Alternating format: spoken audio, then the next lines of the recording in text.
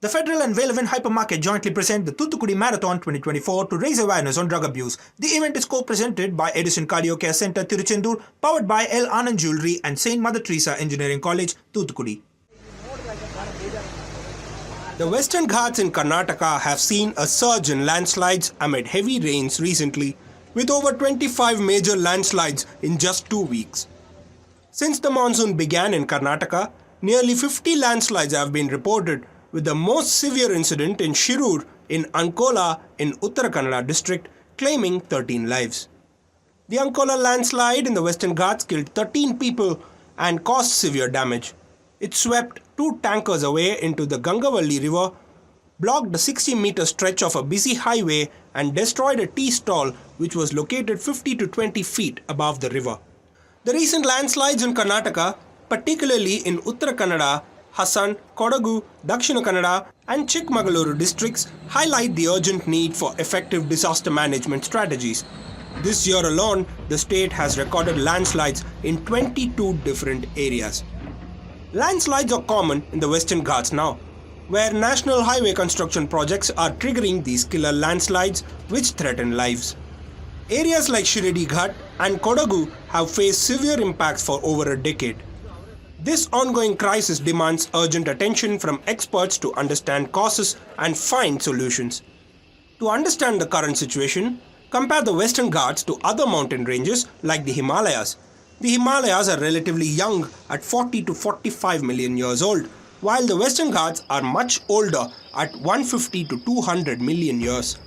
Despite their age difference, both face challenges of stability and natural disasters. The Western Ghats originated from the ancient supercontinent Gondwana and have drifted nearly 3,000 to 5,000 kilometers over 100 million years. This movement created deep fissures and fault zones, making the region vulnerable to geological instability.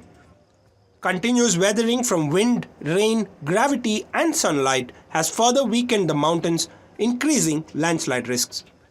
Climate change has also worsened the natural vulnerabilities of the Western Ghats. The Earth's temperature has risen by 1.4 degrees Celsius and it has led to frequent weather depressions and intense rainfall, causing landslides and floods. Human activities like construction of tunnels, highways and power grids have further destabilized the region. Additionally, tourism expansion with resorts and wider roads has also worsened the problem. Especially around Arabian Sea, lots of weather depressions are taking place and too many cloud bursts are happening. The other jeopardy is that we are also pushing our so-called developmental projects. And in those sensitive areas, you dig tunnels, you make highways, you cut roads, you make power grids. So many massive government-approved developmental projects. Added to that is the people's private thing and the craze for tourism. All these together have been resulting in such a massive landslide, flooding of areas, destruction of forests, etc., etc., etc. Recent landslides and floods in Karnataka's Western Ghats, especially in areas like Sakleshpur and Charmandi Ghat, are because of human activities. Road widening and ecotourism have caused ecological imbalances, leading to train cancellations, road closures, and loss of property and life. You widen the road and you are not cutting the land in a scientific way. It has to be cut more than 45 degrees in the slanted this way. But in order to save money, you just cut the road like this in an L-shaped one. Obviously, the heavy burden on top of the mountain and the loose soil and heavy rain, gusts of winds which are nearly pushing all the trees there, making the trees fall. Automatically, this has added to all those tragedies and the land comes down. Western Ghats is a sensitive place. Any sensitive place should be handled with a sensible plans and projects. Corruption and mismanagement worsen the situation too. Many projects in sensitive areas are costly and rushed due to corruption. The Ethina Hole project in Sakleshpur is a prime example. The project is being pushed forward despite public opposition and environmental concerns leading to disaster. Similarly, Trading forest land for development projects shows poor priorities and harms the environment, causing significant damage. We have been seeing regular landslides in Sakleshpur. The Shirur Ghat, the Charmadi Ghat have been shut down. The railways have cancelled trains.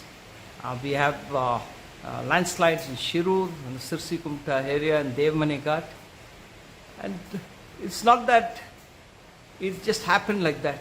It's all because of the exploitation of our forests, our fragile ecosystem for development projects.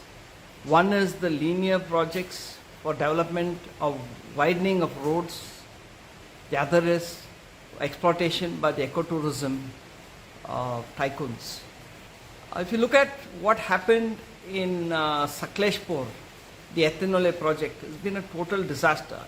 It was not needed. People had raised a new cry and saying we don't want it, yet the government went about it. Today, we are seeing the entire project is in shambles.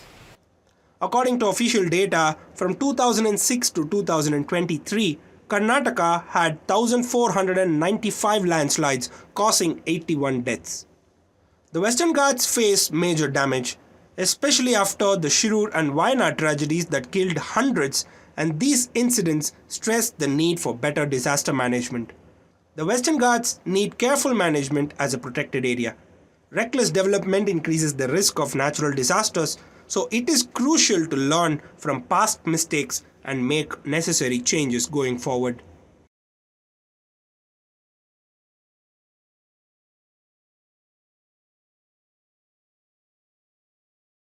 The Federal and Velevin Hypermarket jointly present the Thuthukudi Marathon 2024 to raise awareness on drug abuse. The event is co-presented by Edison Cardio Care Center, Tiruchendur, powered by L. Anand Jewelry and St. Mother Teresa Engineering College, Thuthukudi.